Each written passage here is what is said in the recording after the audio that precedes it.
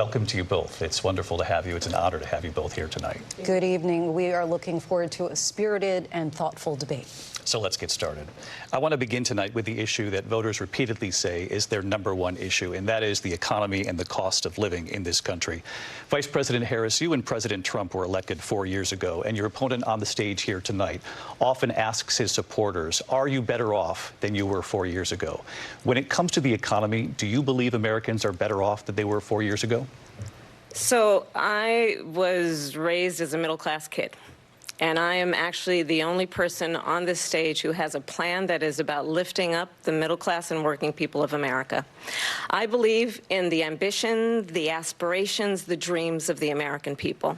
And that is why I imagine and have actually a plan to build what I call an opportunity economy. Because here's the thing. We know that we have a shortage of homes and housing, and the cost of housing is too expensive for far too many people. We know that young families need support to raise their children, and I intend on extending a tax cut for those families of $6,000, which is the largest child tax credit that we have given in a long time, so that those young families can afford to buy a crib, buy a car seat, buy clothes for their children. My passion, one of them, is small businesses. My mother raised my sister and me, but there was a woman who helped raise us. We call her our second mother. She was a small business owner. I love our small businesses. My plan is to give a $50,000 tax deduction to start up small businesses, knowing they are part of the backbone of America's economy. My opponent, on the other hand, his plan is to do what he has done before, which is to provide a tax cut for billionaires and big corporations, which will result in $5 trillion to America's deficit. My opponent has a plan that I call the Trump's sales tax, which would be a 20% tax on everyday goods that you rely on to get through the month. Economists have said that Trump sales tax would actually result for middle-class families in about $4,000 more a year, because of his policies and his ideas about what should be the backs of middle-class people paying for tax cuts for billionaires. President Trump, I'll give you 2 minutes. First of all, I have no sales tax. That's an incorrect statement. She knows that. We're doing tariffs on other countries. Other countries are going to finally, after 75 years, pay us back for all that we've done for the world. And the tariff will be substantial in some cases. I took in billions and billions of dollars, as you know, from China. In fact, they never took the tariff off because there was so much money they can't. It would totally destroy everything that they've set out to do. They're taking in billions of dollars from China and other places. They've left the tariffs on. When I had it, I had tariffs, and yet I had no inflation. Look, we've had a terrible economy because inflation which is really known as a country buster. It breaks up countries. We have inflation like very few people have ever seen before, probably the worst in our nation's history. We were at 21%, but that's being generous because many things are 50, 60, 70, and 80% higher than they were just a few years ago. This has been a disaster for people, for the middle class, but for every class. On top of that, we have millions of people pouring into our country from prisons and jails, from mental institutions and insane asylums, and they're coming in and they're taking jobs that are occupied right now by African Americans and Hispanics, and also unions. Unions are going to be affected very soon. And you see what's happening. You see what's happening with towns throughout the United States. You look at Springfield, Ohio. You look at Aurora in Colorado. They are taking over the towns. They're taking over buildings. They're going in violently. These are the people that Xi and Biden led into our country, and they're destroying our country. They're dangerous. They're at the highest level of criminality, and we have to get them out. We have to get them out fast. I created one of the greatest economies in the history of our country. I'll do it again, and even better. We are going to get to immigration and border security during this debate, but I would like to let Vice President Harris respond on the economy here. Well, I would love to. Let's talk about what Donald Trump left us. Donald Trump left us the worst unemployment since the Great Depression. Donald Trump left us the worst public health epidemic in a century. Donald Trump left us the worst attack on our democracy since the Civil War. And what we have done is clean up Donald Trump's mess What we have done and what I intend to do is build on what we know are the aspirations and the hopes of the American people. But I'm going to tell you all in this debate tonight, you're going to hear from the same old tired playbook, a bunch of lies, grievances, and name-calling. What you're going to hear tonight is a detailed and dangerous plan called Project 2025 that the former president intends on implementing if he were elected again. I believe very strongly that the American people want a president who understands the importance of bringing us together, knowing we have so much more in common than what separates us.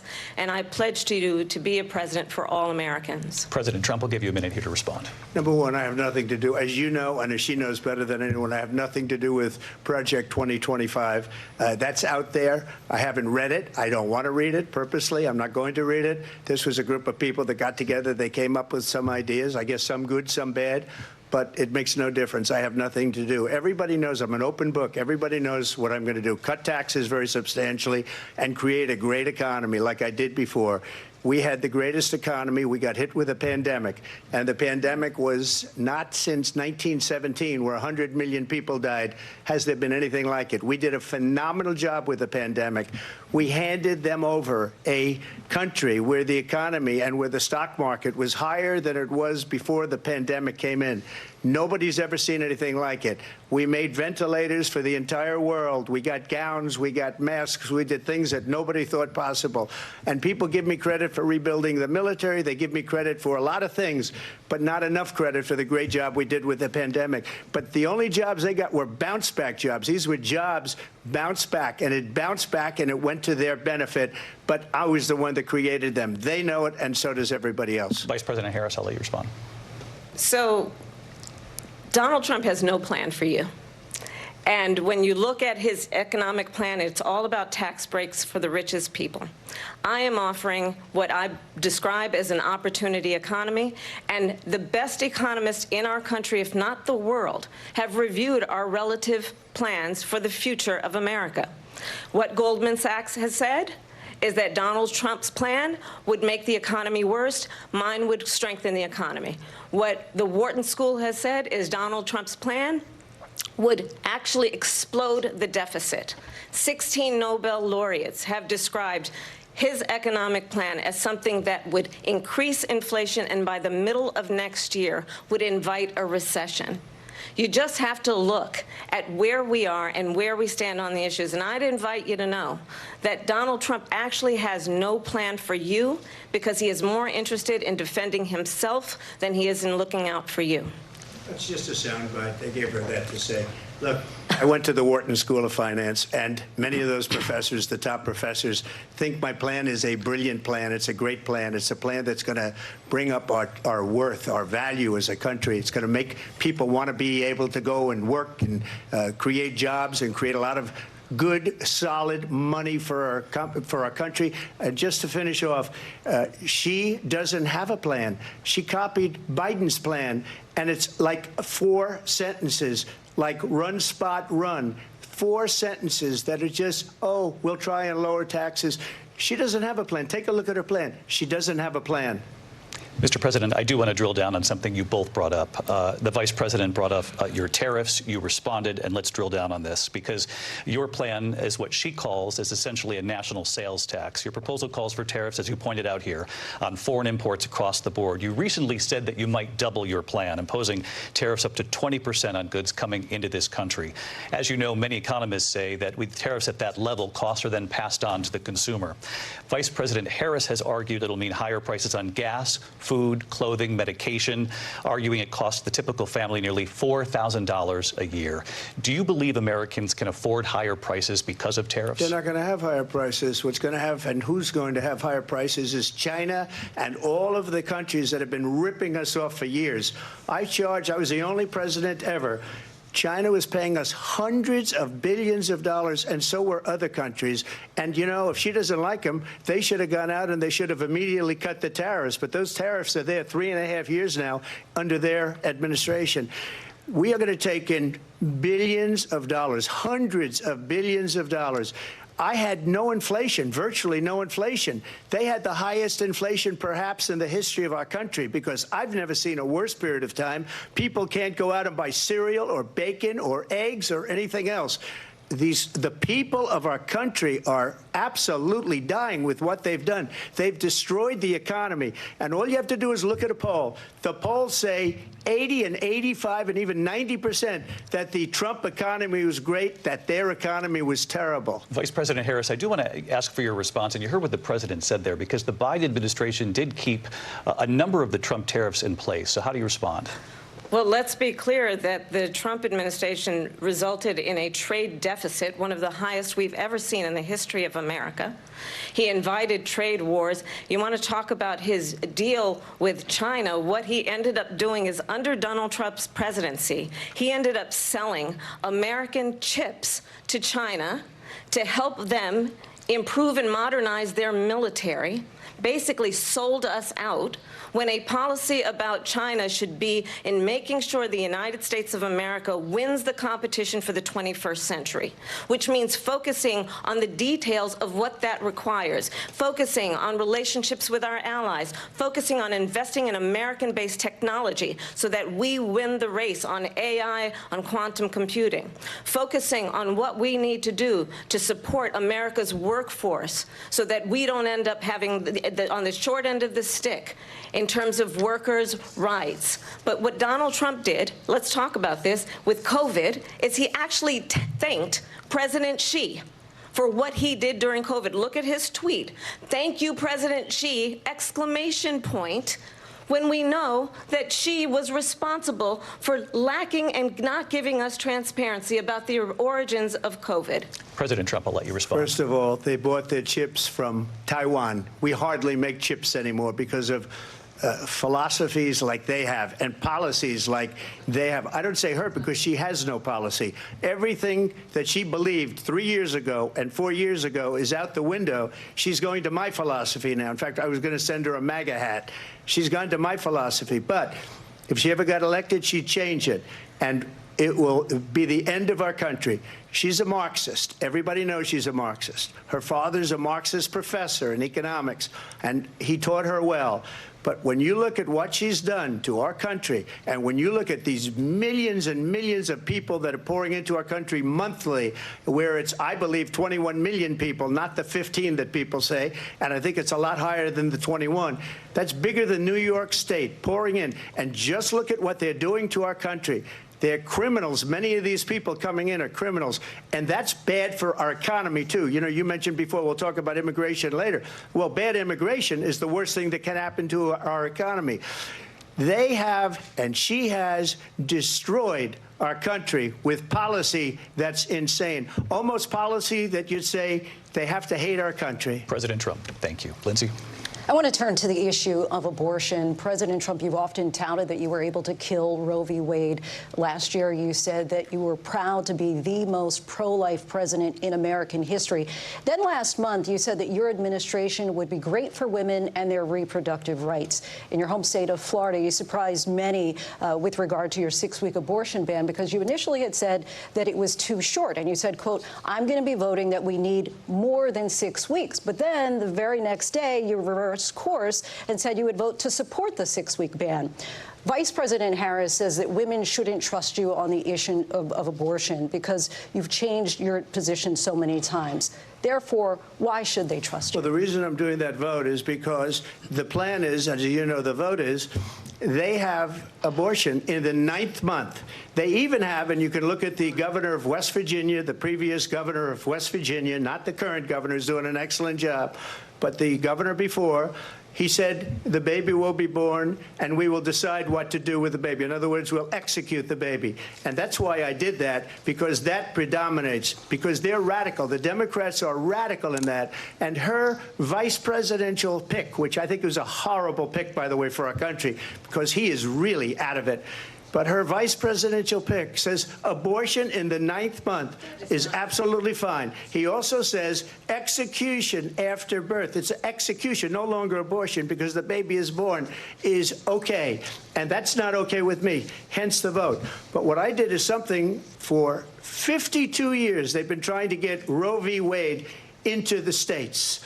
And through the genius and heart and strength of 6 Supreme Court justices, we were able to do that. Now, I believe in the exceptions for rape, incest, and life of the mother. I believe strongly in it. Ronald Reagan did also. 85% of Republicans do. Exceptions. Very important. But we were able to get it, and now states are voting on it. And for the first time, you're going to see, look, this is an issue that's torn our country apart for 52 years. Every legal scholar, every Democrat, every Republican, liberal, conservative, they all wanted this issue to be brought back to the states where the people could vote. And that's what happened. Now, Ohio, the vote was somewhat liberal. Kansas, the vote was somewhat liberal, much more liberal than people would have thought. But each individual state is voting. It's the vote of the people now. It's not tied up in the federal government. I did a great service in doing it. It took courage to do it. And the Supreme Court had great courage in doing it. And I give tremendous credit to those 6 justices. There is no state in this country where it is legal to kill a baby after it's born. Madam Vice President, I want to get your response to President Trump. Well, as I said, you're going to hear a bunch of lies, and that's not actually a surprising fact. Let's understand how we got here. Donald Trump hand-selected 3 members of the United States Supreme Court with the intention that they would undo the protections of Roe v. Wade. And they did exactly as he intended. And now in over 20 states, there are Trump abortion bans, which make it criminal for a doctor or nurse to provide health care. In one state, it provides prison for life. Trump abortion bans that make no exception even for rape and incest, which understand what that means. A survivor of a crime of violation to their body does not have the right to make a decision about what happens to their body next. That is immoral. And one does not have to abandon their faith or deeply held beliefs to agree. The government, and Donald Trump certainly, should not be telling a woman what to do with her body. I have talked with women around our country. You want to talk about this is what people wanted? Pregnant women who want to carry a pregnancy to term, suffering from a miscarriage, being denied care in an emergency room because the healthcare providers are afraid they might go to jail, and she's bleeding out in a car in the parking lot. She didn't want that. Her husband didn't want that. A 12 or 13-year-old survivor of incest being forced to carry a pregnancy to term, they don't want that. And I pledge to you, when Congress passes a bill to put back in place the protections of Roe v. Wade, as President of the United States, I will proudly sign it into law. But understand, if Donald Trump were to be reelected, he will sign a national abortion ban. Understand, in his Project 2025, there would be a national abortion, a monitor that would be monitoring your pregnancies, your miscarriages. I think the American people believe that certain freedoms, in particular the freedom to make decisions about one's own body, should not be made by the government. Thank you, Vice President Harris. Well, there she goes again. It's a lie. I'm not signing a ban, and there's no reason to sign a ban, because we've gotten what everybody wanted. Democrats, Republicans, and everybody else, and every legal scholar wanted it to be brought back into the states. And the states are voting. And it may take a little time, but for 52 years, this issue has torn our country apart. And they've wanted it back in the states. And I did something that nobody thought was possible. The states are now voting. What she says is an absolute lie. And as far as the abortion ban, no, I'm not in favor of abortion ban, but it doesn't matter, because this issue has now been taken over by the states. Would you veto a national abortion ban if it came to your desk? Well, I won't have to, because, again, 2 things. Number one, she said she'll go back to Congress. She'll never get the vote. It's impossible for her to get the vote, especially now with the 50-50, essentially 50-50 in both Senate and the House. She's not going to get the vote. She can't get the vote. She won't even come close to it. So it's just talk. You know what it reminds me of? When they said they're going to get student loans terminated, and it ended up being a total catastrophe. The student loans, and then her, I think probably her boss, if you call him a boss, he spends all his time on the beach. But look, her boss went out and said, we'll do it again. We'll do it a different way. And he went out, got rejected again by the Supreme Court. So all these students got taunted with this whole thing about this whole idea. And how unfair that would have been, part of the reason they lost, to the millions and millions of people that had to pay off their student loans. They didn't get it for free. But they were saying it's the same way that they talked about that they talk about abortion. But if I could just get a yes or no, because your running mate, J.D. Vance, has said that you would veto if it did come to your desk. Well, I didn't discuss it with J.D. In all fairness, J.D., and I don't mind if he has a certain view, but I think he was speaking for me, but I really didn't. Look, we don't have to discuss it because she'd never be able to get it, just like she couldn't get student loans. They couldn't get student loans. They didn't even come close to getting student loans. They taunted young people and a lot of other people that had loans. They can never get this approved. So it doesn't matter what she says about going to Congress. Well, wonderful. Let's go to Congress. Do it. But the fact is that for years they wanted to get it out of Congress and out of the federal government. And we did something that everybody said couldn't be done. And now you have a vote of the people on abortion. Vice President Harris, I want to give you your time to respond. But I do want to ask, would you support any restrictions on a woman's right to an abortion? I absolutely support reinstating the protections of Roe v. Wade. And as you rightly mentioned, nowhere in America is a woman carrying a pregnancy to term and asking for an abortion. That is not happening. It's insulting to the women of America. And understand what has been happening under Donald Trump's abortion bans.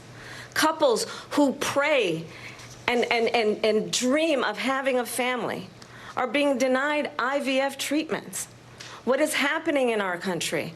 Working people, working women who are working 1 or 2 jobs, who can barely afford childcare as it is, have to travel to another state to get on a plane sitting next to strangers to go and get the health care she needs. Barely can afford to do it, and what you are putting her through is unconscionable.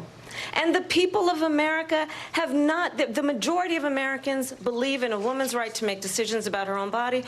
And that is why in every state where this issue has been on the ballot, in red and blue states both, the people of America have voted for freedom. Vice President Harris, excuse me, I have to respond. Another lie. It's another lie. I have been a leader on IVF, which is fertilization. The IVF, I have been a leader. In fact, when they got a very negative decision on IVF from the Alabama courts, I saw the people of Alabama and the legislature 2 days later voted it in. I've been a leader on it. They know that, and everybody else knows it. I have been a leader on fertilization, IVF. And the other thing, you should ask, will she allow abortion in the 8th month, 9th month, 7th month? Come on. Okay, would you do that? Why don't you ask her that question? Why don't you answer the question? Would you because veto? Under Roe v. Wade, you could do abortions in the 7th month, the 8th month, the 9th That's month, not true. and probably after birth. Just look at the governor, former governor of Virginia. The governor of Virginia said we put the baby aside and then we determine what we want to do with the baby. President Trump, thank you. We're going to turn now to immigration and border security. We know it's an issue that's important to Republicans, Democrats, voters across the board in this country. Vice President Harris, you were tasked by President Biden with getting to the root causes of migration from Central America. We know that illegal border crossings reached a record high in the Biden administration. This past June, President Biden imposed tough new asylum restrictions. We know the numbers since then have dropped significantly. But my question to you tonight is, why did the administration wait until 6 months before the election to act? And would you have done anything differently from President Biden on this? So I'm the only person on this stage who has prosecuted transnational criminal organizations for the trafficking of guns, drugs, and human beings. And let me say that the United States Congress, including some of the most conservative members of the United States Senate, came up with a border security bill which I supported. And that bill would have put 1,500 more border agents on the border to help those folks who are working there right now overtime trying to do their job. It would have allowed us to stem the flow of fentanyl coming into the United States. I know there are so many families watching tonight who have been personally affected by the surge of fentanyl in our country. That bill would have put more resources to allow us to prosecute transnational criminal organizations for trafficking in guns, drugs, and human beings. But you know what happened to that bill? Donald Trump got on the phone, called up some folks in Congress and said, kill the bill. And you know why? Because he'd prefer to run on a problem instead of fixing a problem. And understand, this comes at a time where the people of our country actually need a leader who engages in solutions, who actually addresses the problems at hand. But what we have in the former president is someone who would prefer to run on a problem instead of fixing a problem. And I'll tell you something, he's going to talk about immigration a lot tonight, even when it's not the subject that is being raised. And I'm going to actually do something really unusual, and I'm going to invite you to attend one of Donald Trump's rallies, because it's a really interesting thing to watch. You will see during the course of his rallies, he talks about fictional characters like Hannibal Lecter. He will talk about windmills cause cancer. And what you will also notice is that people start leaving his rallies early out of exhaustion and boredom.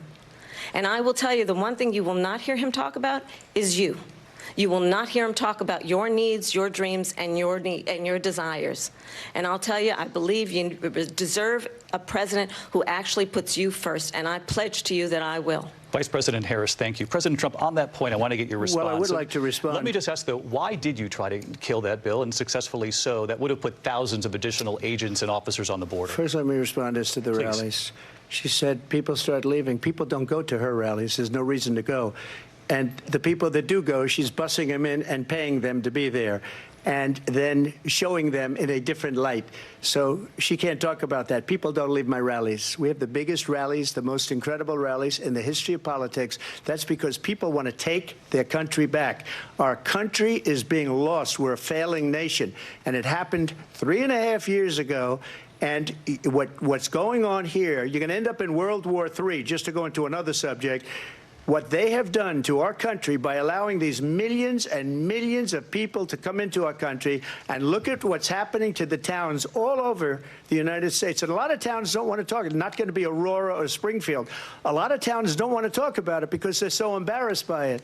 In Springfield, they're eating the dogs, the people that came in. They're eating the cats. They're eating the pets of the people that live there.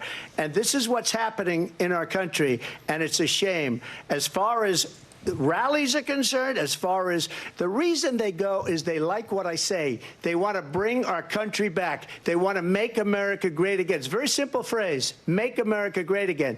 She's destroying this country, and if she becomes president, this country doesn't have a chance of success. Not only success, we'll end up being Venezuela on steroids.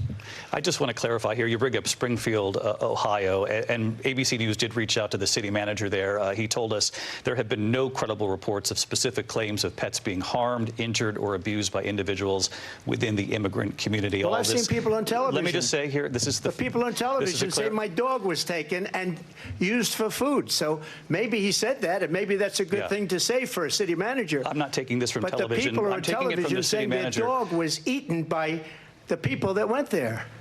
Again, the Springfield city manager says there's no evidence of that. Vice President Harris, I'll let you respond to the rest of what you've heard. You talk about extreme.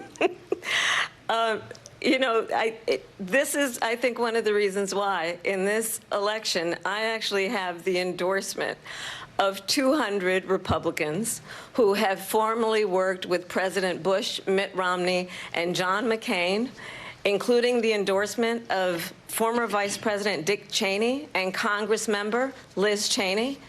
And if you want to really know the inside track on who the former president is, if he didn't make it clear already, just ask people who have worked with him. His former chief of staff, a 4-star general, has said he has contempt for the Constitution of the United States. His former national security advisor has said he is dangerous and unfit. His former Secretary of Defense has said the nation, the Republic, would never survive another Trump term. And when we listen to this kind of rhetoric, when the issues that affect the American people are not being addressed, I think the choice is clear in this election. President Trump, I'll give you a quick minute to respond here. Thank you, because when I hear that, see, I'm a different kind of a person. I fired most of those people. Not so graciously. They did bad things or a bad job. I fired them. They never fired one person. They didn't fire anybody having to do with Afghanistan and the Taliban and the 13 people who's were just killed, viciously and violently killed. And I got to know the parents and the family. They didn't fire. They should have fired all those generals, all those top people, because that was one of the most incompetently handled situations anybody has ever seen. So when somebody does a bad job, I fire him. And you take a guy like Esper. He was no good. I fired him. So he writes a book. Another one writes a book. Because with me, they can write books. With nobody else can they.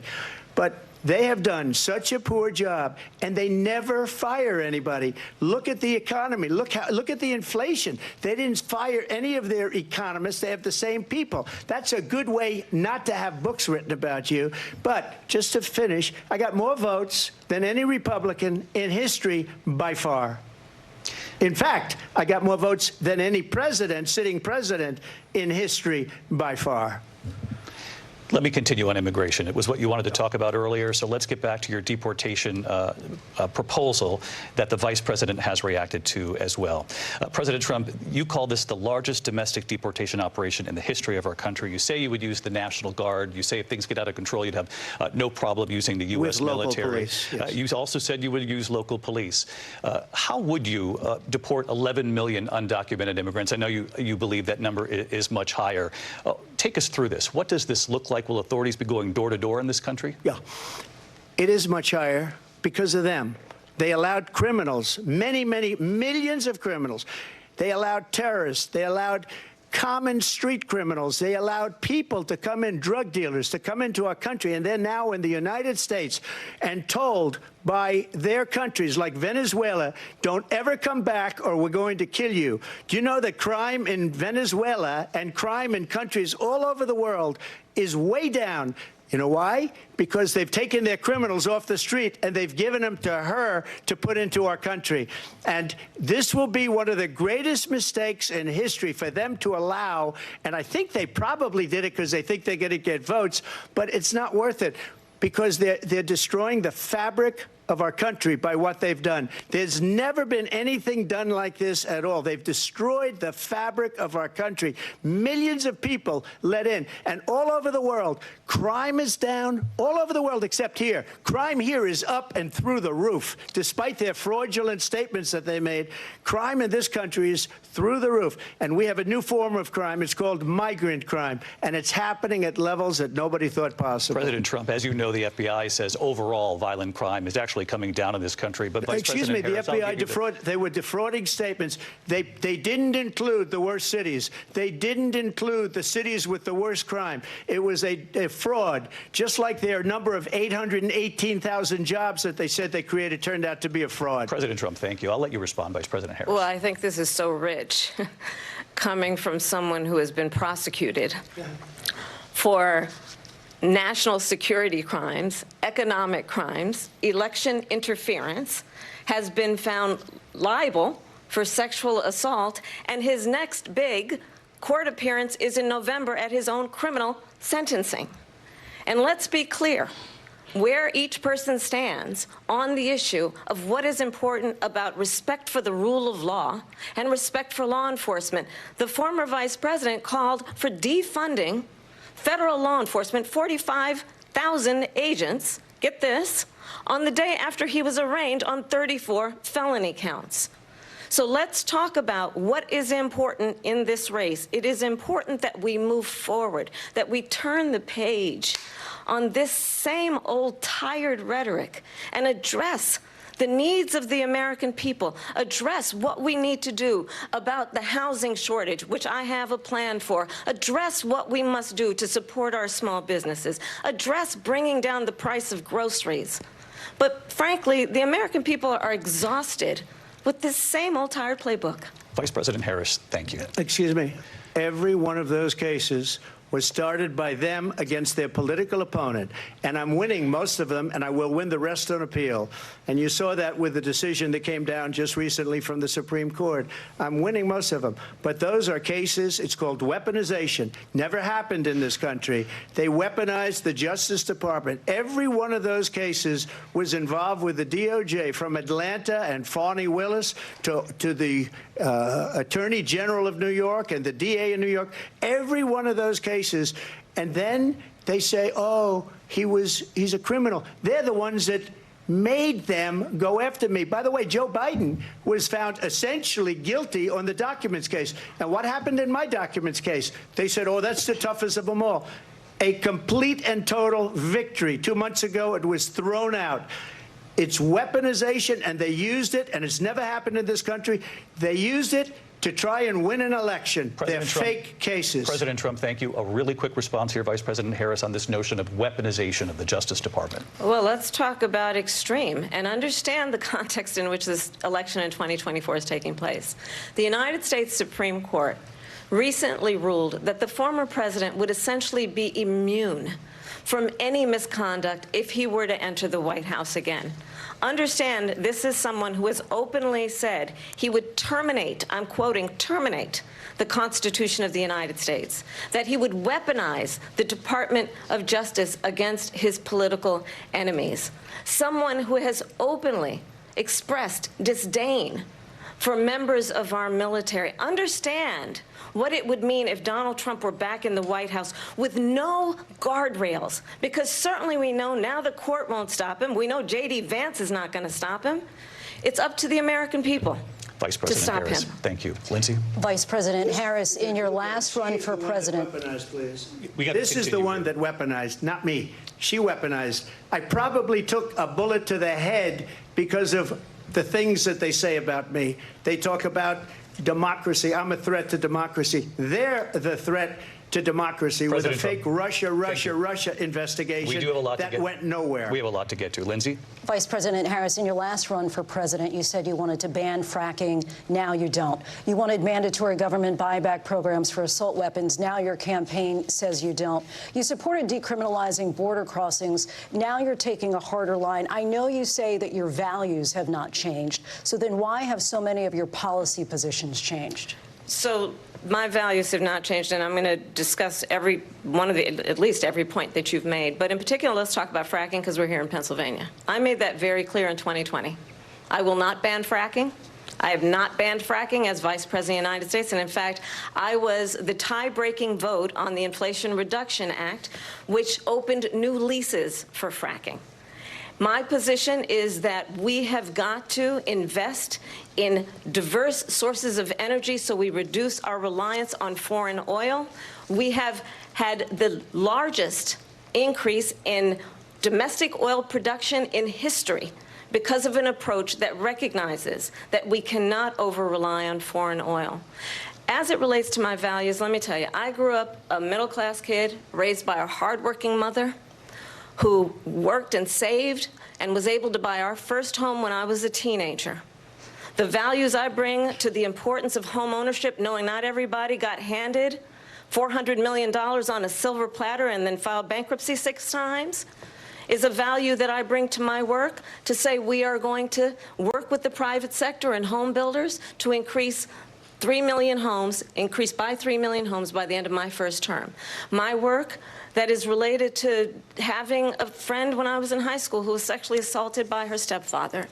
And my focus then on protecting women and children from violent crime is based on a value that is deeply grounded in the importance of standing up for those who are most vulnerable.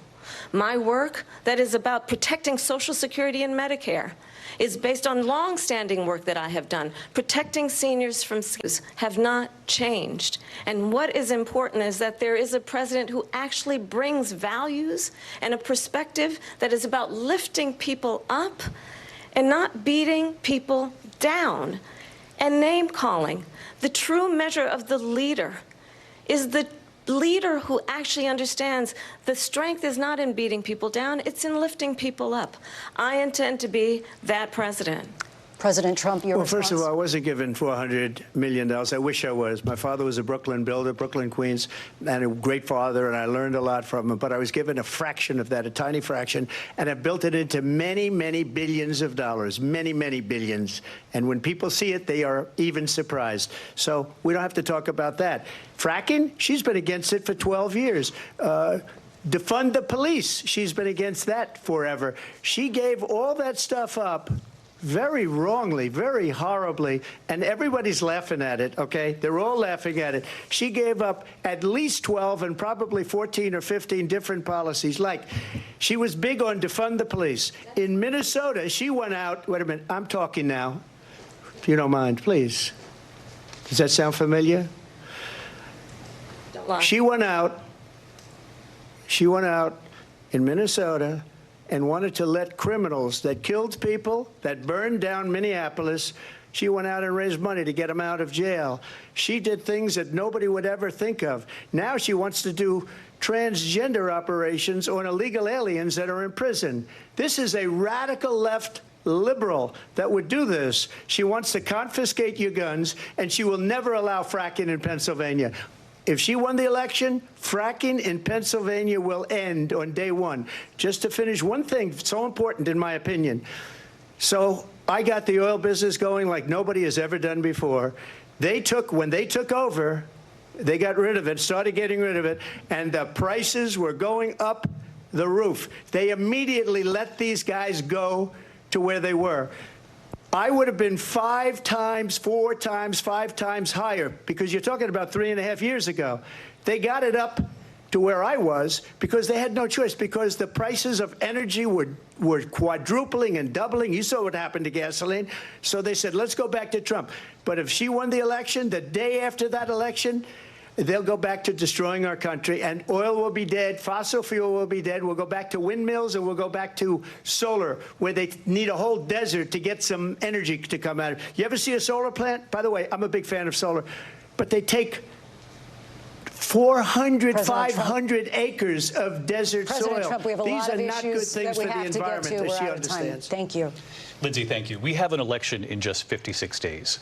And I want to talk about the peaceful transfer of power, which, of course, we all know is a cornerstone of our democracy, and the role of a president in a moment of crisis. Mr. President, on January 6th, you told your supporters to march to the Capitol. You said you would be right there with them. The country and the world saw what played out at the Capitol that day, the officers coming under attack. Aides in the West Wing say you watched it unfold on television off the Oval Office. You did send out tweets, but it was more than 2 hours before you sent out that video message telling your supporters to go home. Is there anything you regret about what you did on that day? You just said a thing that isn't covered. Peacefully and patriotically, I said during my speech, not later on. Peacefully and patriotically. And nobody on the other side was killed. Ashley Babbitt was shot by an out-of-control police officer that should have never, ever shot her. It's a disgrace. But we didn't do this group of people that have been treated so badly. I ask, what about all the people that are pouring into our country and killing people that she allowed to pour in? She was the border czar, remember that. She was the border czar. She doesn't want to be called the border czar because she's embarrassed by the border. In fact, she said at the beginning, oh, I'm surprised you're not talking about the border yet. That's because she knows what a bad job they've done. What about those people? When are they going to be prosecuted? When are these people from countries all over the world, not just South America? They're coming in from all over the world, David, all over the world. And crime rates are down all over the world because of it. But let me just when are those, David, when are those people going to be prosecuted? When are the people that burned down Minneapolis going to be prosecuted? Or in Seattle? They went into Seattle. They took over a big percentage of the city of Seattle. When are those people going to be prosecuted? But let me just ask you. You might ask her that question. You were the president. You were watching it unfold on television. It's a very simple question as we move forward toward another election. Is there anything you regret about what you did on that day? Yes or no? I had nothing to do with that other than they asked me to make a speech. I showed up for a speech. I said, I think it's going to be big. I went to Nancy Pelosi and the mayor of Washington, D.C., and the mayor put it back in writing, as you know. I said, you know, this is going to be a very big rally or whatever you want to call it. And again, it wasn't done by me. It was done by others. I said, I'd like to give you 10,000 National Guard or soldiers They rejected me. Nancy Pelosi rejected me. It was just 2 weeks ago. Her daughter has a tape of her saying she is fully responsible for what happened. They want to get rid of that tape. It would have never happened if Nancy Pelosi and the mayor of Washington did their jobs. I wasn't responsible for security. Nancy Pelosi was responsible. She didn't do her job. The question was about you as president, not about former Speaker Pelosi. But I do want Vice President Harris to respond here. I was at the Capitol on January 6th. I was the vice president-elect. I was also an acting senator. I was there. And on that day, the President of the United States incited a violent mob to attack our nation's capital, to desecrate our nation's capital. On that day, 140 law enforcement officers were injured, and some died. And understand, the former president has been indicted and impeached for exactly that reason. But this is not an isolated situation. Let's remember Charlottesville, where there was a mob of people carrying tiki torches, spewing anti-Semitic hate. And what did the president then at the time say? There were fine people on each side. Let's remember that when it came to the Proud Boys, a militia, the president said, the former president said, stand back and stand by. So for everyone watching who remembers what January 6th was, I say, we don't have to go back. Let's not go back. We're not going back. It's time to turn the page. And if that was a bridge too far for you, well, there is a place in our campaign for you to stand for country, to stand for our democracy, to stand for rule of law, and to end the chaos, and to end the approach that is about attacking the foundations of our democracy because you don't like the outcome. And be clear on that point. Donald Trump, the candidate, has said in this election there will be a bloodbath if this and the outcome of this election is not to his liking. Let's turn the page on this. Let's not go back. Let's chart a course for the future and not go backwards to the past. Let me just follow up here.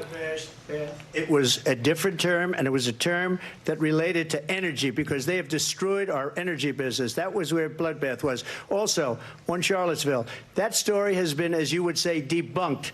Laura Ingraham, Sean Hannity, Jesse, all of these people, they covered it. If they go an extra sentence, they will see it was perfect. It was debunked in almost every newspaper, but they still bring it up, just like they bring 2025 up. They bring all of this stuff up. I ask you this. You talk about the Capitol.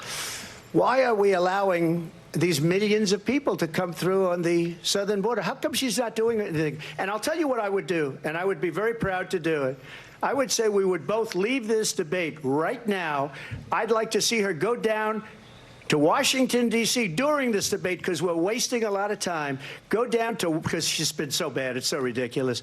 Go down to Washington, D.C. and let her sign a bill to close up the border because they have the right to do it. They don't need bills. They have the right to do it. The President of the United States, you'll get him out of bed. You'll wake him up at 4 o'clock in the afternoon. Right. You'll say, come on down to the office. Let's sign a bill. If he signs a bill that the border is closed, all he has to do is say it to the Border Patrol, who are phenomenal. If they do that, the border is closed. Mr. Those President, people are killing many people, unlike J6. We talked immigration here tonight. I do want to focus on this next issue to both of you because it really brings us this into focus, truth in these times that we're living in. Mr. President, for 3.5 years after you lost the 2020 election, you repeatedly falsely claimed that you won, many times saying you won in a landslide. In the past couple of weeks leading up to this debate, you have said, quote, you lost by a whisker, that you, quote, didn't quite make it, that you came up a little bit short. I said that? Are you now acknowledging that you lost in 2020? No, I don't acknowledge that at all. I said that sarcastically. You know that. It was said, oh, we lost by a whisker. That was said sarcastically. Look, There's so much proof. All you have to do is look at it. And they should have sent it back to the legislatures for approval.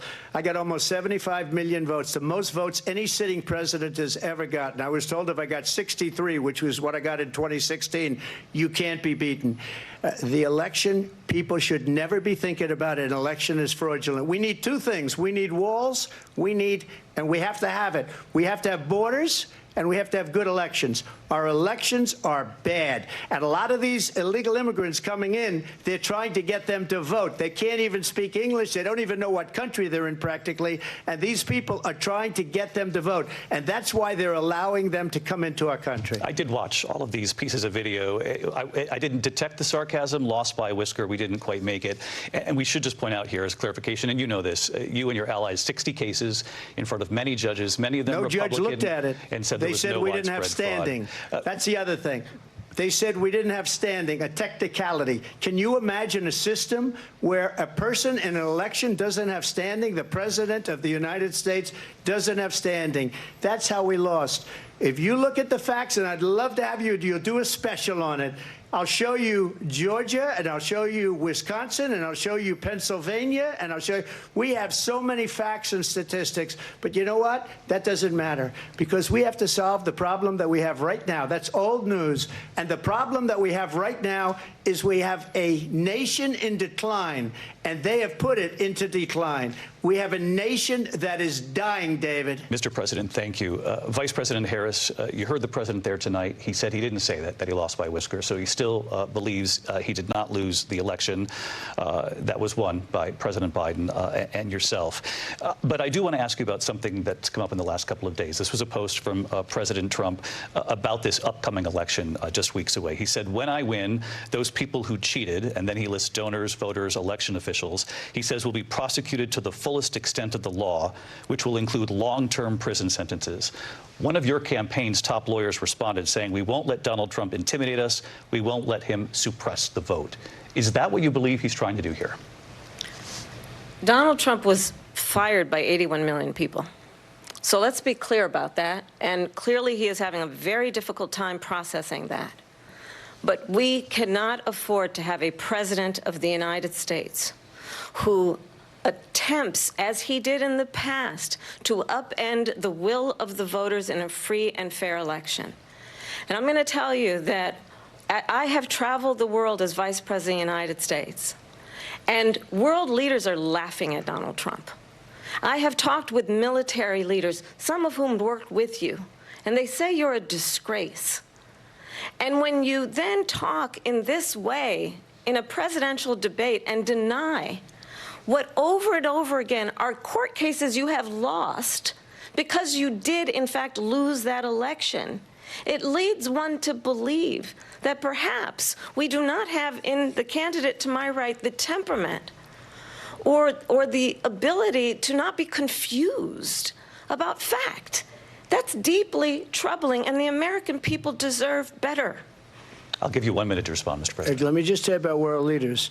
Viktor Orban, one of the most respected men, they call him a strong man. He's a tough person, smart. Prime Minister of Hungary. They said, why is the whole world blowing up? 3 years ago it wasn't. Why is it blowing up? He said, because you need Trump back as president. They were afraid of him. China was afraid, and I don't like to use the word afraid, but I'm just quoting him.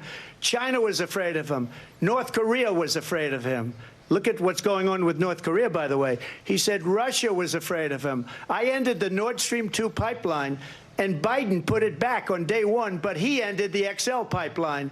The XL pipeline in our country, he ended that. But he let the Russians build a pipeline going all over Europe and heading into Germany, the biggest pipeline in the world. Look, Viktor Orban said it. He said the most respected, most feared person is Donald Trump. We had no problems when Trump was president. But when this weak, pathetic man that you saw at a debate just a few months ago, that if he weren't in that debate, he'd be running instead of her. She got no votes. He got 14 million votes. What you did, you talk about a threat to democracy. He got 14 million votes, and they threw him out of office. And you know what? I'll give you a little secret. He hates her. He can't stand her. But he got 14 million votes. They threw him out. She got 0 votes. And when she ran, She was the first one to leave because she failed, and now she's running. I don't understand it, but I'm okay with it because your time is I think up. we're going to do very well. We've got a lot more to get to. Turning now to the Israel-Hamas war and the hostages who are still being held, Americans among them. Vice President Harris, in December, you said, quote, Israel has a right to defend itself, but you added, quote, it matters how, saying international humanitarian law must be respected. Israel must do more to protect innocent civilians. You said that 9 months ago. Now an estimated 40,000 Palestinians are dead. Nearly 100 hostages remain. Just last week, Prime Minister Benjamin Netanyahu said there's not a deal in the making. President Biden has not been able to break through the stalemate. How would you do it? Well, let's understand how we got here. On October 7, Hamas, a terrorist organization, slaughtered 1,200 Israelis. Many of them young people who were simply attending a concert. Women were horribly raped. And so absolutely, I said then, I say now, Israel has a right to defend itself. We would. And how it does so matters. Because it is also true, far too many innocent Palestinians have been killed. Children, mothers. What we know is that this war must end.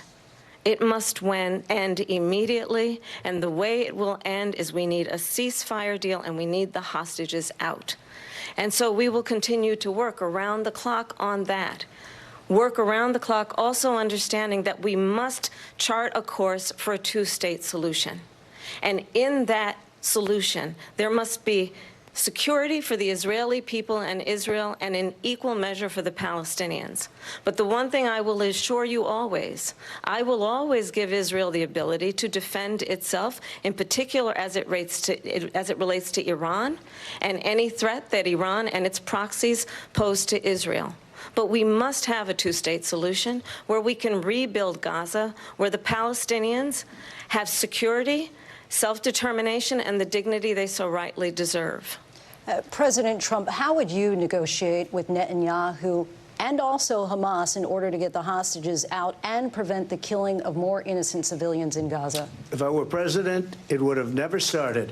If I were president, Russia would have never, ever, I know Putin very well, he would have never, and there was no threat of it either, by the way, for 4 years, have gone into Ukraine and killed millions of people when you add it up, far worse than people understand what's going on over there.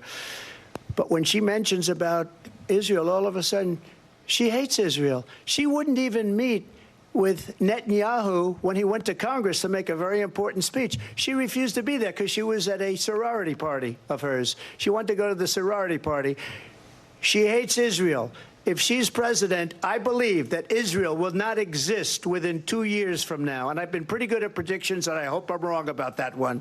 She hates Israel. At the same time, in her own way, she hates the Arab population because the whole place is going to get blown up. Arabs, Jewish people, Israel will be gone. It would have never happened. Iran was broke under Donald Trump. Now Iran has $300 billion because they took off all the sanctions that I had. Iran had no money for Hamas or Hezbollah or any of the 28 different spheres of terror. And they are spheres of terror, horrible terror. They had no money. It was a big story, and you know it. You covered it very well, actually. They had no money for terror. They were broke. Now they're a rich nation, and now what they're doing is they're spreading that money around. Look at what's happening with the Houthis and Yemen. Look at what's going on in the Middle East. This would have never happened. I will get that settled and fast, and I'll get the war with Ukraine and Russia ended. If I'm president-elect, I'll get it done before even becoming president. Vice President Harris, he says you hate Israel. That's absolutely not true. I have my entire career and life supported Israel and the Israeli people. He knows that. He's trying to, again, divide and distract from the reality, which is it is very well known that Donald Trump is weak and wrong on national security and foreign policy. It is well known that he admires dictators, wants to be a dictator on day one, according to himself. It is well known that he said of Putin that he can do whatever the hell he wants and go into Ukraine. It is well known that he said when Russia went into Ukraine, it was brilliant. It is well known he exchanged love letters with Kim Jong-un. And it is absolutely well known that these dictators and autocrats are rooting for you to be president again because they're so clear they can manipulate you with flattery and favors. And that is why so many military leaders who you have worked with have told me you are a disgrace. That is why we understand that we have to have a president who is not consistently weak and wrong on Vice national President security, Harris. including the importance of upholding and respecting in highest regard our military. Vice President Harris, thank you. They're the ones, and she's the one that caused it, that's weak on national security by allowing every nation last month for the year, 168 different countries sending people into our country. Their crime rates are way down. Putin endorsed her last week, said, I hope she wins. And I think he meant it, because what he's gotten away with is absolutely incredible. It wouldn't have happened with me. The leaders of other countries think that they're weak and incompetent, and they are. They're grossly incompetent. And I just ask one question. Why does Biden go in and kill the Keystone Pipeline and approve the single biggest deal that Russia's ever made, Nord Stream 2, the biggest pipeline anywhere in the world going to Germany and all over Europe? Because they're weak and they're ineffective. And Biden, by the way, President gets paid Trump, a lot of money. Thank you. We have a lot of issues to get to. We'll be right back with much more of this historic ABC News presidential debate from the National Constitution Center right here in Philadelphia. Back in a moment. They don't ask Europe, which is a much bigger beneficiary to getting this thing done than we are. They're in for $150 billion less because Biden and you don't have the courage to ask Europe like I did with NATO. They paid billions and billions, hundreds of billions of dollars when I said, either you pay up or we're not going to protect you anymore. So that's maybe one of the reasons they don't like me as much as they like weak people. But you take a look at what's happening. We're in for 250 to 275 billion. They're into 100 to 150. They should be forced to equalize. With that being said, I want to get the war settled. I know Zelensky very well, and I know Putin very well. I have a good relationship, and they respect your president, okay? They respect me. They don't respect Biden. How would you respect him? Why? For what reason? He hasn't even made a phone call in 2 years to Putin, hasn't spoken to anybody. They don't even try and get it. That is a war that's dying to be settled. I will get it settled before I even become president. If I win, when I'm president-elect, and what I'll do is I'll speak to one, I'll speak to the other, I'll get them together. That war would have never happened. And in fact, when I saw Putin after I left, unfortunately left because our country has gone to hell, but after I left, when I saw him building up soldiers, he did it after I left, I said, oh, he must be negotiating. It must be a good, strong point of negotiation. Well, it wasn't, because Biden had no idea how to talk to him. He had no idea how to stop it. And now you have millions of people dead, and it's only getting worse, and it could lead to World War III. Don't kid yourself, David.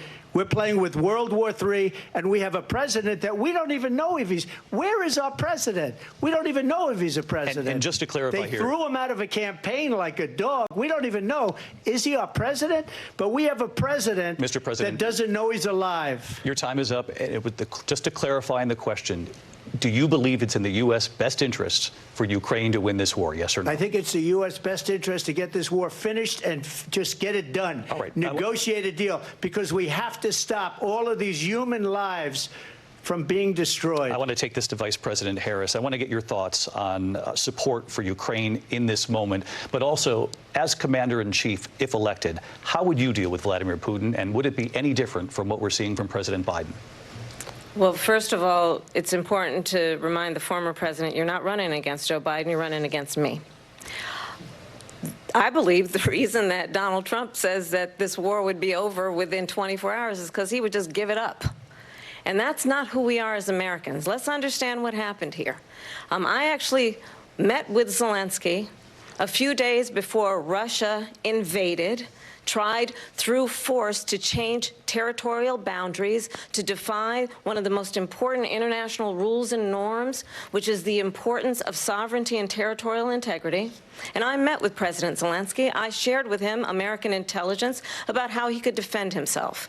Days later, I went to NATO's eastern flank, to Poland and Romania. And through the work that I and others did, we brought 50 countries together to support Ukraine in its righteous defense. And because of our support, because of the air defense, the ammunition, the artillery, the javelins, the Abrams tanks that we have provided, Ukraine stands as an independent and free country. If Donald Trump were president, Putin would be sitting in Kyiv right now. And understand what that would mean, because Putin's agenda is not just about Ukraine. Understand why the European allies and our NATO allies are so thankful that you are no longer president, and that we understand the importance of the greatest military alliance the world has ever known, which is NATO, and what we have done to preserve the ability of Zelensky and the Ukrainians to fight for their independence. Otherwise, Putin would be sitting in Kyiv with his eyes on the rest of Europe, starting with Poland. And why don't you tell the 800,000 Polish Americans right here in Pennsylvania how quickly you would give up for the sake of favor and what you think is a friendship with what is known to be a dictator who would eat you for lunch. Vice President Harris, thank you. We've heard from both of you on Ukraine tonight. Afghanistan came up in the last hour. I wanted her to respond to something you said earlier, and please, I'll give you a minute here. Putin would be sitting in Moscow, and he wouldn't have lost 300,000 men and women, but he would have been sitting in Moscow. Quiet, please. He would have been sitting in Moscow much happier than he is right now. But eventually, you know, he's got a thing that other people don't have. He's got nuclear weapons. They don't ever talk about that. He's got nuclear weapons. Nobody ever thinks about that. And eventually, maybe he'll use them, and maybe he hasn't been that threatening. But he does have that, something we don't even like to talk about. Nobody likes to talk about it. But just so you understand, they sent her to negotiate peace before this war started. 3 days later, he went in and he started the war because everything they said was weak and stupid. They said the wrong things. That war should have never started. She was the emissary. They sent her in to negotiate with Zelensky and Putin, and she did. And the war started 3 days later. And that's the kind of talent we have with her. She's worse than Biden. In my opinion, I think he's the worst president in the history of our country. She goes down as the worst vice president in the history of our country. But let me tell you something. She is a horrible negotiator. They sent her in to negotiate. As soon as they left, Putin did the invasion. President Trump, thank you. You did bring up something. You said she went to negotiate with Vladimir Putin. Vice President Harris, have you ever met Vladimir Putin? Can you clarify tonight? Yet again, I said it at the beginning of this debate, you're going to hear a bunch of lies coming from this fellow. And that is another one. When I went to meet with President Zelensky, I've now met with him over 5 times. The reality is it has been about standing as America always should, as a leader upholding international rules and norms, as a leader who shows strength, understanding that the alliances we have around the world are dependent on our ability to look out for our friends and not favor our enemies because you adore strongmen instead of caring about democracy. And that is very much what is at stake here. The President of the United States is commander-in-chief. And the American people have a right to rely on a president who understands the significance of America's role and responsibility in terms of ensuring that there is stability and ensuring we stand up for our principles and not sell them for the benefit of personal flattery. We've talked about Ukraine and Vladimir Putin. I do want to talk about Afghanistan. It came up in the first hour of this debate. I want to move on to Afghanistan. Stoltenberg said Trump did the most amazing thing I've ever seen. He got these countries, the 28 countries at the time, to pay up. He said, I've never seen. He's the head of NATO. He said, I've never seen. For years, we were paying almost all of NATO. We were being ripped off by European nations, both on trade and on NATO. I got them to pay up by saying one of the statements you made before, if you don't pay, we're not going to protect you. President Otherwise, Trump. we would have never gotten it. He said it was one of the most incredible jobs that he's ever seen done. Thank you. I want to turn to Afghanistan. It came up in the first hour of the debate, and we witnessed a poignant moment today on Capitol Hill, honoring the soldiers who died in the chaotic withdrawal from Afghanistan. I do want to ask the Vice President, do you believe you bear any responsibility in the way that withdrawal played out? Well, I will tell you, I agreed with President Biden's decision to pull out of Afghanistan. 4 presidents said they would, and Joe Biden did. And as a result, America's taxpayers are not paying the $300 million a day we were paying for that endless war. And as of today, there is not one member of the United States military who is in active duty in a combat zone in any war zone around the world, the first time this century. But let's understand how we got to where we are. Donald Trump, when he was president, negotiated one of the weakest deals you can imagine. He calls himself a deal maker. Even his national security advisor said it was a weak, terrible deal. And here's how it went down. He bypassed the Afghan government. He negotiated directly with a terrorist organization called the Taliban. The negotiation involved the Taliban getting 5,000 Taliban terrorists released. And get this, and the president at the time invited the Taliban to Camp David, a place of storied significance for us as Americans, a place where we honor the importance of American diplomacy, where we invite and receive respected world leaders. And this former president, as president, invited them to Camp David because he does not, again, appreciate the role and responsibility of the President of the United States to be commander-in-chief with a level of respect. And this gets back to the point of how he has consistently disparaged and demeaned members of our military, fallen soldiers, and the work that we must do to uphold the strength and the respect of the United States of America around the world. Vice President Harris, thank you. President Trump, your response to her saying that you began the negotiations with the Taliban. So if you take a look at that period of time, the Taliban was killing our soldiers, a lot of them, with snipers. And I got involved with the Taliban because the Taliban was doing the killing. That's the fighting force within Afghanistan. They don't bother doing that because, you know, they deal with the wrong people all the time. But I got involved. And Abdul is the head of the Taliban. He is still the head of the Taliban. And I told Abdul, don't do it anymore. You do it anymore, you're going to have problems. And he said, why do you send me a picture of my house? I said, you're going to have to figure that out, Abdul. And for 18 months, we had nobody killed. We did have an agreement negotiated by Mike Pompeo. It was a very good agreement. The reason it was good, we were getting out. We would have been out faster than them, but we wouldn't have lost the soldiers. We wouldn't have left many Americans behind, and we wouldn't have left $85 billion worth of brand new, beautiful military equipment behind. And just to finish, they blew it. The agreement said you have to do this, this, this, this, this, and they didn't do it. They didn't do it. The agreement was terminated by us because they didn't do what they were supposed to do. I want to move on. And these people did the worst withdrawal and, in my opinion, the most embarrassing moment in the history of our country. And by the way, that's why Russia attacked Ukraine, because they saw how incompetent she and her boss are. President Trump, thank you. I want to move on now to race and politics in this country. Mr. President, you recently said of Vice President Harris, quote, I didn't know she was black until a number of years ago when she happened to turn black, and now she wants to be known as black. I want to ask a bigger picture question here tonight. Why do you believe it's appropriate to weigh in on the racial identity of your opponent? I don't, and I don't care. I don't care what she is. I don't care. You make a big deal out of something, I couldn't care less. Whatever she wants to be is okay with me.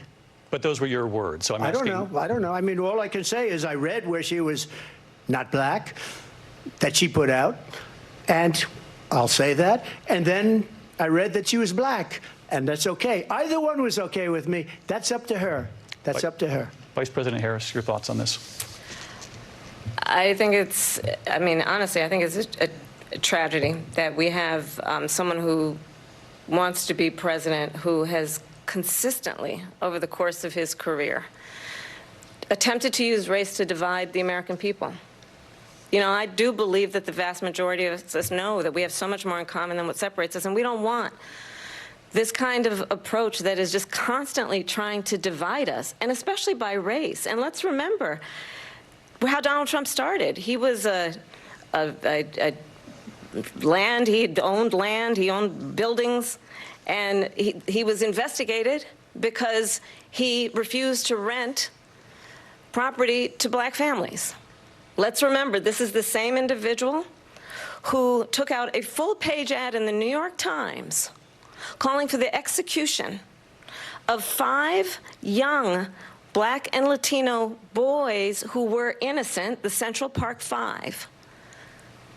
Took out a full-page ad calling for their execution. This is the same individual who spread birther lies about the first black president of the United States. And I think the American people want better than that, want better than this, want someone who understands, as I do, I travel our country. We see in each other a friend. We see in each other a neighbor. We don't want a leader who is constantly trying to have Americans point their fingers at each other. I meet with people all the time who tell me, can we please just have discourse about how we're going to invest in the aspirations and the ambitions and the dreams of the American people? Knowing that regardless of people's color or the language their grandmother speaks, we all have the same dreams and aspirations and want a president who invests in those, not in hate and division. Vice President Harris, thank you. Lindsay? President Trump, this is now your 3rd time. This is the most divisive presidency in the history of our country. There's never been anything like it. They're destroying our country, and they come up with things like what she just said. Going back many, many years, when a lot of people, including Mayor Bloomberg, agreed with me on the Central Park 5, they admitted, they said, they pled guilty. And I said, well, if they pled guilty, they badly hurt a person, killed a person ultimately. And if they pled guilty, then they pled, we're not guilty. But this is a person that has to stretch back years, 40, 50 years ago, because there's nothing now. I built one of the greatest economies in the history of the world, and I'm going to build it again. It's going to be bigger, better, and stronger. But they're destroying our economy. They have no idea what a good economy is. Their oil policies, every single policy. And remember this, she is Biden. You know, she's trying to get away from Biden. I don't know the gentleman, she says. She is Biden. The worst inflation we've ever had, a horrible economy because inflation has made it so bad, and she can't get away with that. Thank you. Your time is up, Lindsay. I want to respond to that, though. I want to just respond briefly. Clearly, I am not Joe Biden, and I am certainly not Donald Trump. And what I do offer is a new generation of leadership for our country, one who believes in what is possible, one who brings a sense of optimism about what we can do instead of always disparaging the American people. I believe in what we can do to strengthen our small businesses, which is why I have a plan. Let's talk about our plans, and let's compare the plans. I have a plan to give startup businesses $50,000 tax deduction, to pursue their ambitions, their innovation, their ideas, their hard work. I have a plan, $6,000 for young families for the first year of your child's life, to help you in that most critical stage of your child's development. I have a plan that is about allowing people to be able to pursue what has been fleeting in terms of the American dream by offering a help with down payment of $25,000 down payment assistance for first-time home buyers. That's the kind of conversation, I believe, David, that people really want tonight, as opposed to a conversation that is constantly about belittling and name-calling. Let's turn the page Vice President and move Harris, forward. thank you. Let's turn to policy. President Let's Trump, turn back we to have policy. to move on. President Trump. Let's turn to policy, She has please. a plan to defund the police. She has a plan to confiscate everybody's gun. President Trump, she has a plan to not allow issues. fracking in Pennsylvania or anywhere else. Okay. That's what her plan is until just recently. I just need Lindsey, to respond President because Trump, the former president has said something sorry. twice that I need to respond to. I'm sorry. We're going to move on, Vice President Harris. To what he President has said Trump, this is times. now your Yes. third time running for president. You have long vowed to repeal and replace the Affordable Care Act, also known as Obamacare. You have failed to accomplish that. You now say you're going to keep Obamacare, quote, unless we can do something much better. Correct. Last month, you said, quote, we're working on it. So tonight, 9 years after you first started running, do you have a plan, and can you tell us what it is? Obamacare was lousy health care, always was. It's not very good today. And what I said, that if we come up with something, and we are working on things, we're going to do it and we're going to replace it. But remember this. I inherited Obamacare because Democrats wouldn't change it. They wouldn't vote for it. They were unanimous. They wouldn't vote to change it. If they would have done that, we would have had a much better plan than Obamacare. But the Democrats came up. They wouldn't vote for it. I had a choice to make when I was president. Do I save it and make it as good as it can be, never going to be great, or do I let it rot? And I felt I had an obligation, even though politically it would have been good to just let it rot and let it go away. I decided, and I told my people, the top people, and they're very good people. I have a lot of good people in that administration. We read about the bad ones. We had some real bad ones, too, and so do they. They have really bad ones. The difference is they don't get rid of them. But let me just explain. I had a choice to make. Do I save it and make it as good as it can be, or do I let it rot? And I saved it. I did the right thing. But it's still never going to be great, and it's too expensive for people. And what we will do is we're looking at different plans. If we can come up with a plan that's going to cost our people, our population, less money and be better health care than Obamacare, then I would absolutely do it.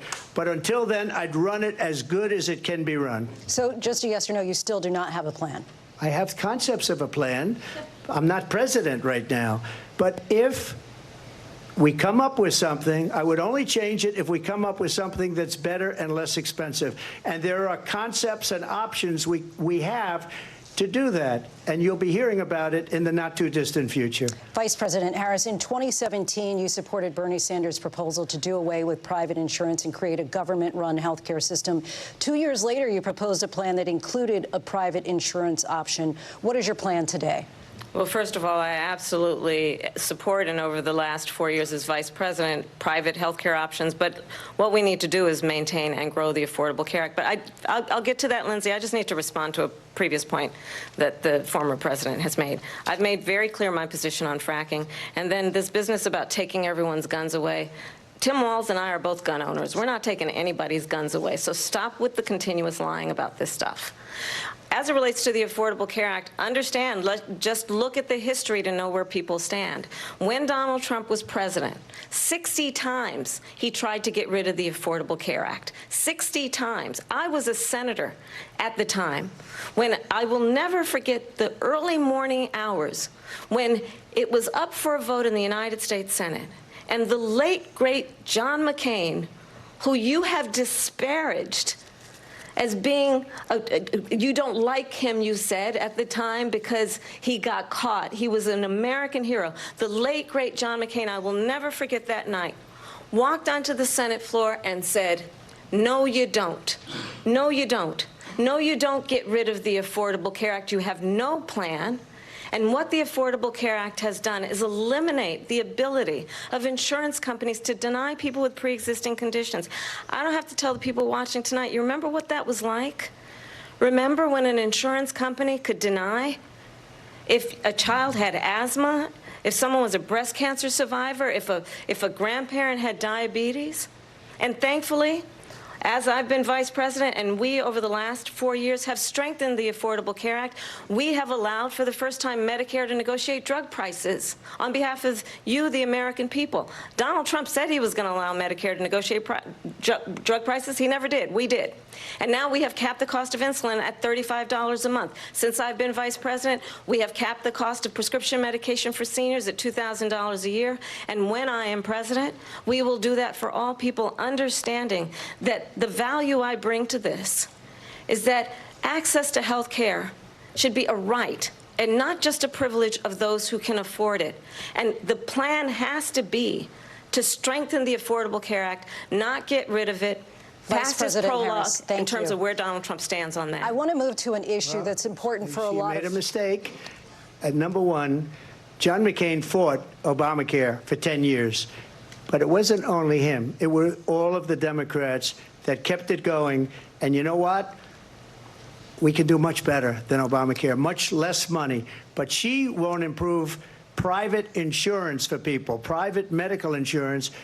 That's another thing she doesn't want to get. People are paying privately for insurance that have worked hard and made money, and they want to have private. She wants everybody to be on government insurance where you wait 6 months for an operation that you need immediately. President Trump, thank you. We have another issue that we'd like to get to that's important for a number of Americans, in particular younger voters, and that's climate change. President Trump, with regard to the environment, you say that we have to have clean air and clean water. Vice President Harris, you call climate change an existential threat.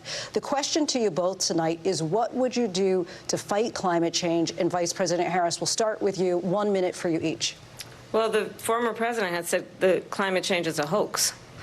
And what we know is that it is very real. You ask anyone who lives in a state who has experienced these extreme weather occurrences, who now is either being denied home insurance or it's being jacked up. You ask anybody who has been the victim of what that means in terms of losing their home, having nowhere to go.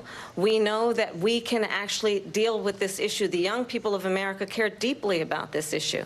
And I am proud that as vice president over the last 4 years, we have invested $1 trillion in a clean energy economy, while we have also increased domestic gas production to historic levels. We have created over 800,000 new manufacturing jobs while I have been vice president.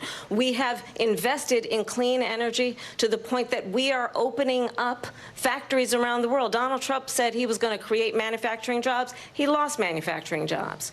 And I'm also proud to have the endorsement of the United Auto Workers and Sean Fain, who also know that part of building a clean energy economy includes investing in American-made products, American automobiles. It includes growing what we can do around American manufacturing and opening up auto plants, not closing them like happened under Donald Trump. Vice President Harris, thank you. It didn't happen under Donald Trump. Let me just tell you, they lost 10,000 manufacturing jobs this last month. It's going, they're all leaving. They're building big auto plants in Mexico, in many cases owned by China. They're building these massive plants, and they think they're going to sell their cars into the United States because of these people. What they have given to China is unbelievable. But we're not going to let that. We'll put tariffs on those cars so they can't come into our country, because they will kill the United Auto Workers and any auto worker, whether it's in Detroit or South Carolina or any other place. What they've done to business and manufacturing in this country is horrible.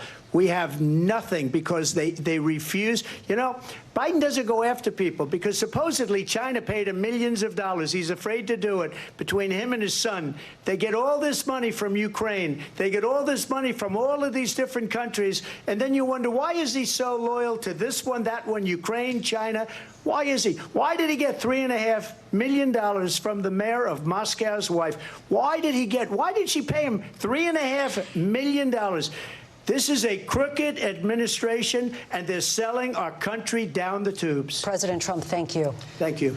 We'll be right back with closing statements from both of our candidates. An historic night, this ABC News presidential debate from Philadelphia. Back in a moment. To the American people.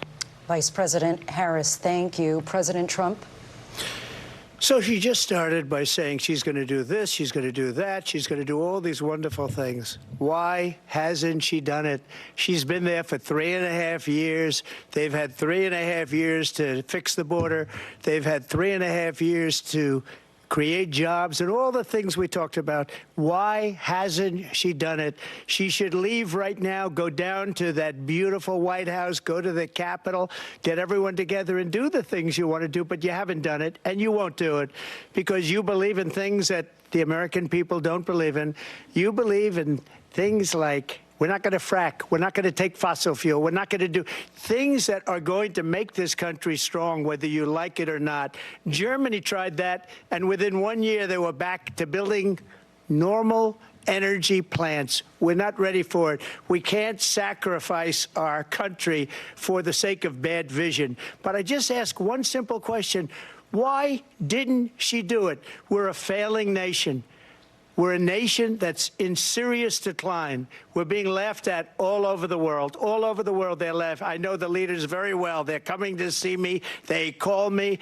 We're laughed at all over the world. They don't understand what happened to us as a nation. We're not a leader. We don't have any idea what's going on. We have wars going on in the Middle East. We have wars going on with Russia and Ukraine. We're going to end up in a third world war, and it'll be a war like no other because of nuclear weapons, the power of weaponry. I rebuilt our entire military. She gave a lot of it away to the Taliban. She gave it to Afghanistan. What these people have done to our country, and maybe toughest of all, is allowing millions of people to come into our country. Many of them are criminals, and they're destroying our country. The worst president, the worst vice president in the history of our country. President Trump, thank you. And that is our ABC News presidential debate from here in Philadelphia at the National Constitution Center. I'm Lindsay Davis. And I'm David Muir. Thank you for watching here in the U.S. and all over the world, and from all of us here at ABC News. Good night.